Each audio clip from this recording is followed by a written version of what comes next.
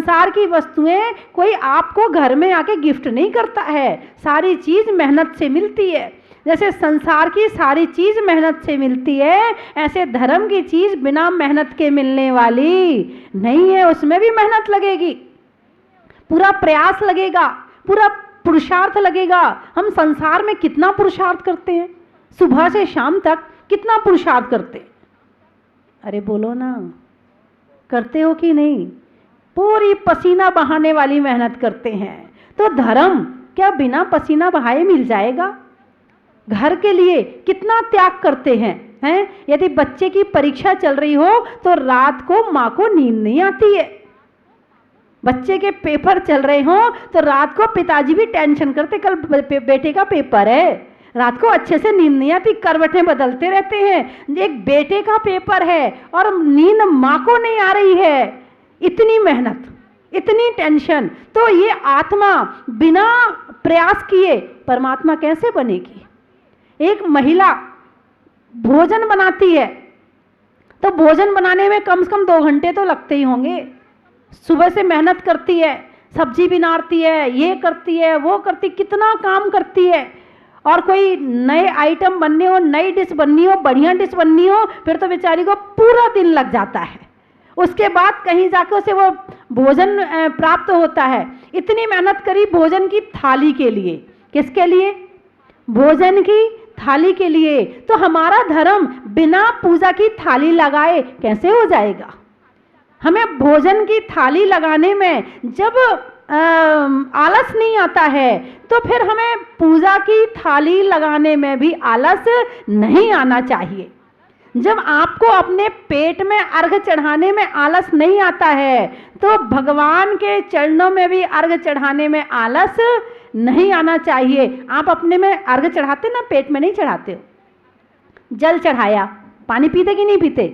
जलम निर्पामति स्वाहा। फिर पेट में ठंडक हो जाए, ऐसी चीजें पीते ठंडा हो जाए तो चंदनम निर्पामति, अरे बोलो ना, स्वाहा। हैं? फिर चावल खाते हो नहीं खाते हो? अक्षतम निर्पामति स्वाहा। फिर बढ़िया बढ़िया और भी खुशबू वाली चीजें भी खाते हो नहीं खाते हो? पुष्पम निर्पामति स्वाहा। और नैवेद्य तो खाते ही खाते, भोजन का नाम ही नैवेद्य है। हैं? इसी तरह से पेट में गर्मी हो, दीप, पेट गर्म, जब सर्दी आती है तो गरम गरम चीजें खाते, दीपम निर्पामति स्वाहा। और भगवान की पूजा के लिए अर्घ जरूर चढ़ाना चाहिए और अष्ट द्रव्य से पूजा जरूर करना चाहिए। कुछ महिलाएं होती हैं, हम तो सूखे से कर लेते हैं। एक महिला मेरे पास आई, बोले माता जी सूखे द्रव्य से पूजन कर सकते हैं? मैंने कहा बिल्कुल ठीक है। जब आप सूखी द्रव्य से जिस दिन पूजा करें ना, उस दिन आप बिल्कुल पानी और रोटी खाया करें, इसके सिवा कुछ नहीं खाया करें। जब हमें खाने में पूरी थाली सजी सजाई चाहिए तो पूजा की थाली क्यों ना सजी सजाई हो? पूजा की थाली में भी पूरे अष्टद्रव्य होनी चाहिए और पूरी भक्ति भाव से पूजा करना चाहिए। और जो कुछ मिलेगा भगवान की भक्ति से मिलेगा। पूजा करेंगे। जब सूर्य ग्रह खराब होता है तो कहते हैं सूरज को जल चढ़ाओ, कहते कि नहीं कहते? ज्योतिषी कहते हैं आपका सूर्य ग्रह से ठीक हो जाएगा। और सूर्य जो होता है पिता का प्रतीक होता है। बात माने, पिता की सेवा करें, पिता के पांव दबाएं तो सूर्य ग्रह अपने आप ठीक हो जाएगा। फिर होता है चंद्रमा, देती हूँ है तो गिफ्ट आदि देते रहें बहन बेटियों को तो आपका बुध ग्रह ठीक हो जाएगा। गुरुओं की सेवा करें तो आपका गुरु ग्रह ठीक हो जाएगा। पत्नी से ना लड़ें। पत्नियां खुश हुई कि नहीं हुई? हाँ, पत्नी से ना लड़ें। और पत्नियों के लिए भी पति की बात माने, पतिदेव से ना लड़ें तो आपका शुक्र ग्रह ठीक हो जाएगा। है नौकर चाकर से अच्छे से रखें, उन्हें प्रसन्न रखें तो शनि ठीक हो जाएगा। और घर की पहली रोटी गाय के लिए निकालें और आखिरी रोटी कुत्ते के लिए निकालें तो आपका राहु केतु ठीक हो जाएगा। और भगवान की जब पूजा करते हैं उसमें अक्षत चढ़ाते हैं, वो सफेद रंग का होता है। पुष्प चढ़ाते हैं वो पीले रंग के होते हैं। तो इसी तरह से भगवान की जो अष्टद्रव्य से पूजा करते हैं सारे ग्रह अपने आप शांत हो जाते हैं। भगवान की पूजा से, भक्ति से ही हमारे ग्रहों में शांति आएगी। हम कितना भटकते रहें मगर भगवान की भक्ति के बिना हमें कुछ भी मिलने वाला नहीं है। तो बंधुओं, आप लोग आज आए, आप लोगों ने यहाँ भगवान का अभिषेक किया, पूजा की, और 3 पीढ़ी ने एक साथ अभिषेक किया है। हाँ, बड़ी जौहरी लाल जी की बड़ी भावना थी। मैंने 1-2 बार कहा भी, बोले नहीं, जब मेरा बेटा आएगा, जब मेरे पोते आएंगे, मैं तभी अभिषेक करूँगा। और तभी इन्होंने मुझे भी 1 साल से आहार नहीं दिया, 1 साल हो गए आए हुए, आहार नहीं दिया। जिस दिन मेरे बच्चे आएंगे उसी दिन आहार दूंगा मैं सबके साथ में। मतलब कितना आपस में भाव इतने अच्छे रहें तो और भी भावनाएं जुड़ती हैं। तो बंधुओं, परिवार में प्रेम हो, परिवार में सम्मान की भावना हो, बड़ों को सम्मान दें और बड़े छोटे को स्नेह दें। दोनों तरफ से चलेगा, एक तरफ से नहीं चलेगा। कोई सोचे कि एक वो कहें बड़े हैं, हमें तो केवल सम्मान चाहिए, और हम छोटे को कुछ स्नेह ना दें तो काम चलने वाला नहीं है। तो बड़ों को छोटों के लिए स्नेह देना पड़ेगा और छोटों को बड़ों के लिए सम्मान देना पड़ेगा। और आज का समय तो और भी विकट आ रहा है। वो छोटे छोटे से बच्चे मम्मी पापा की बात नहीं मानते हैं। मम्मी पापा आते हैं मेरे पास, बोले माता जी इससे कहो ना मेरी बात माने। मैंने कहा हद हो गई, जमाना कहाँ पहुँच रहा है। ये छोटे छोटे इतने से, मैं बड़े की बात नहीं करी, इतने छोटे छोटे से बच्चे, जब ये छोटे छोटे बच्चे मम्मी पापा की आज बात नहीं मान रहे हैं, ये बड़े होके मम्मी पापा को क्या करेंगे। तो बंधुओं, कम से कम अपने घर में अपने बच्चों को बड़ों का सम्मान करना सिखाएं। आपस में भी बात करते हैं, बड़ी जोर जोर से करते हैं, लड़ के करते नहीं। धीरे बोलें, विनय से बोलें, सम्मान से बोलें, तो कम से कम आपस में भाव अच्छे रहते हैं और मन शांत रहता है। और मन शांत होगा तभी भगवान की भक्ति और पूजा में मन लगेगा, इसके पहले मन नहीं लगेगा। धर्म स्नेही बंधुओं, एक बार की बात है, एक राजा का पुत्र, एक मंत्री का पुत्र, एक सेठ का पुत्र और एक वैद्य का पुत्र, ये चारों आपस में मित्र थे। जंगल में घूमने गए, वन क्रीड़ा के लिए गए। जब वन क्रीड़ा के लिए गए, वहाँ पर मुनिराज के दर्शन हुए। पहले मुनिराज जंगलों में निवास करते थे। सर्दी, गर्मी, बरसात, गुफाएं रहती थी, वृक्ष की बड़ी बड़ी कोटर रहती थी, उसमें ही निवास करते थे। आप विचार करो, यदि जरा से आपके कमरे में रात को मच्छर आ जाए, आप तुरंत गुड नाइट लगाते हैं, तुरंत ऑल आउट लगाते हैं और सारे मच्छरों को ऑल आउट कर देते हैं। अब वो मरते हैं या ऑल आउट होते हैं, ये आप जाने। हमारे मुनिराज जंगल में कैसे रहते होंगे। आसपास में कीड़े मकोड़े भी घूम रहे, बिच्छू सांप भी घूम रहे, जानवर भी वहां पर हैं, शेर भी जंगल में रहते थे। अब तो शेर भी नहीं बचे, पहले जंगलों में शेर भी रहते थे, चीते भी रहते थे, बाघ भी रहते थे। आप कल्पना करो कि मुनिराज जंगल में कैसे रहते होंगे। बारिश आती है, आप छतरी लगा लेते हैं, छत के नीचे बैठ जाते हैं, बारिश से बच जाते हैं।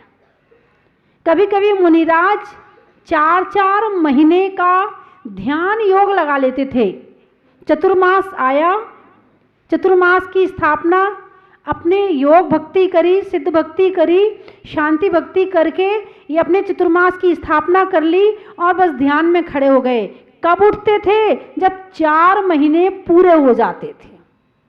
4-4 महीने का ध्यान योग भी लगा लेते थे।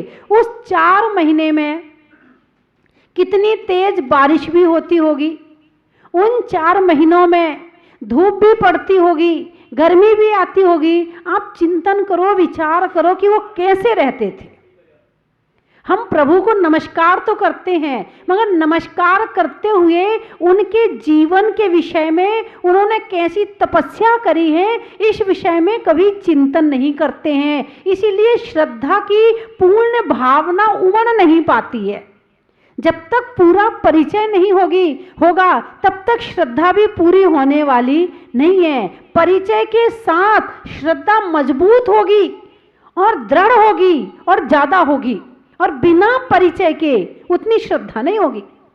आप किसी से भी मिलते हैं तो मिलने कब मिलते हैं?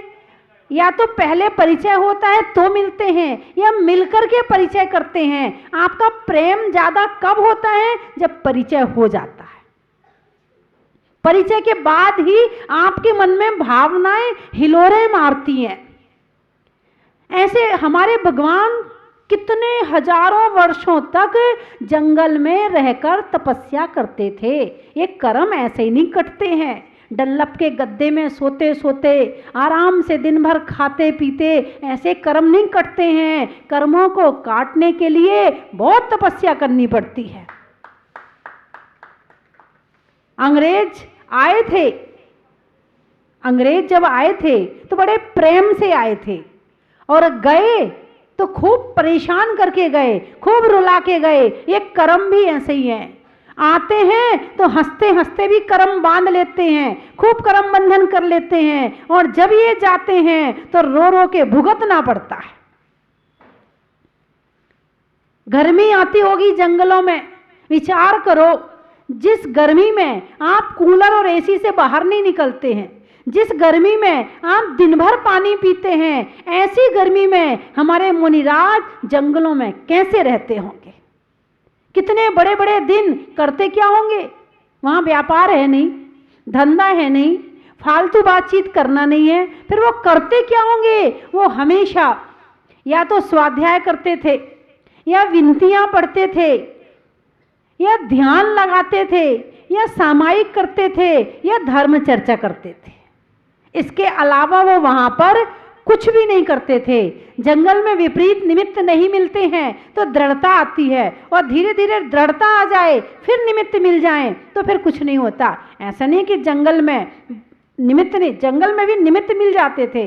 वहां मनुष्य नहीं होते थे, वहां उपसर्ग करने के लिए जानवर होते थे।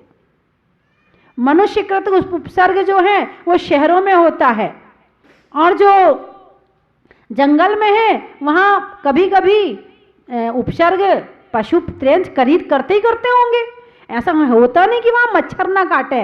मच्छर कभी ये भेदभाव नहीं करता है कि ये महाराज जी है, इनको नहीं काटना है, और ये ग्रस्त है, इन्हें जरूर काटना है। वो कभी भेदभाव नहीं करते हैं। उनके अंदर इतना ज्ञान नहीं है कि वो भेदभाव करें। उन्हें जो मिला उसी को काट लेते हैं।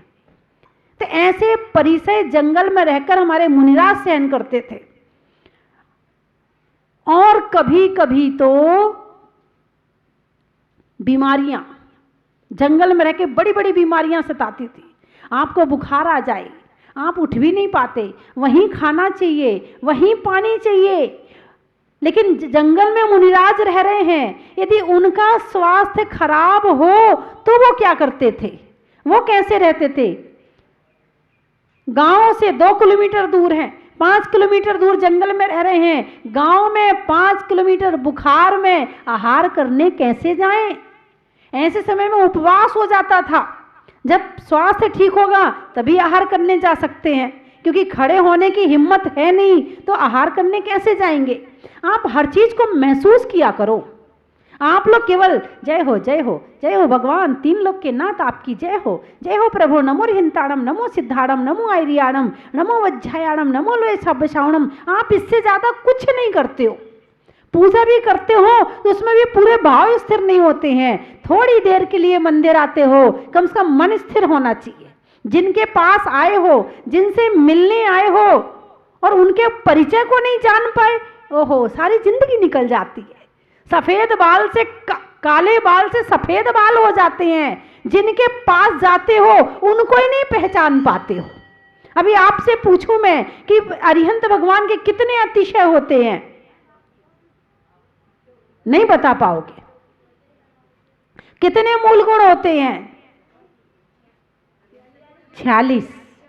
46 मूलगुण होते हैं और 34 अतिशय, केवल एक आध दो बता सकते, ज़्यादा नहीं बता सकते हैं, ज़्यादा नहीं बता सकते हैं। अब उन मूल गुणों के और अंदर घुसो, अतिशय कौन कौन से होते हैं, और उसके बाद और अंदर घुसो, उनको महसूस करो कि जब भगवान का जन्म होता है उनका सुंदर रूप कैसा होता होगा। लोग देखते हैं तो देखते रह जाते हैं, उनके वचन कैसे होते होंगे। आंख बंद करके सुनने की कोशिश करो कि सामने भगवान का बालकपन का रूप है और वो हमसे बातचीत कर रहे हैं। ऐसे महसूस करने, तब तो हमारा प्रेम प्रभु से बढ़ेगा। और हम उनसे जानते ही नहीं है, हम उनको महसूस ही नहीं करते हैं, तो हमारा प्रेम उनसे बढ़ने वाला नहीं है। बस अर्घ ही चढ़ाते रहेंगे, नीरगंध अक्षतान पुष्प चारों लीजिए, ओम निम शिव पाशना जिनेन्द्र, इससे ज्यादा हम आगे नहीं जा पाएंगे। अंदर जाने के लिए घुसना जरूरी है। जैसे मोती है, मोती सागर की गहराई में मिलता है, ऊपर ऊपर नहीं मिलता है। सागर के ऊपर तो कचरा कचरा मिलता है। मेरी बात समझ में आई आपके? सागर के ऊपर कचरा मिलता है और सागर की गहराई में मोती मिलता है। हम सागर के ऊपर ही ऊपर रहते हैं, बस बाहर की वस्तुओं को देख देख के उसी में ही लीन रहते हैं। हम कभी भी अंदर जाने का प्रयास नहीं करते हैं। तो जो मुनिराज थे जिनकी मैंने अभी चर्चा की, जंगल में रहते थे और उनको एक शरीर में भयंकर कोढ़ निकलने की बीमारी हो गई। चारों मित्र उन्हें हाथ जोड़ रहे हैं, बार बार भावपूर्वक नमस्कार कर रहे हैं। धन्य है मुनिराज, ऐसी बीमारी में, ऐसे कष्ट के समय में कितने धैर्यपूर्वक, कितनी शांतिपूर्वक आप ध्यान कर रहे हैं। ऐसे कष्ट के समय में जब लोग दवाई दवाई चिल्लाते हैं, जब लोग कराहते हैं, जब लोग केवल शरीर का ध्यान करते हैं, ऐसी पीड़ा के समय में आप आत्मा का ध्यान कर रहे हैं। धन्य है ऐसे मुनिराज।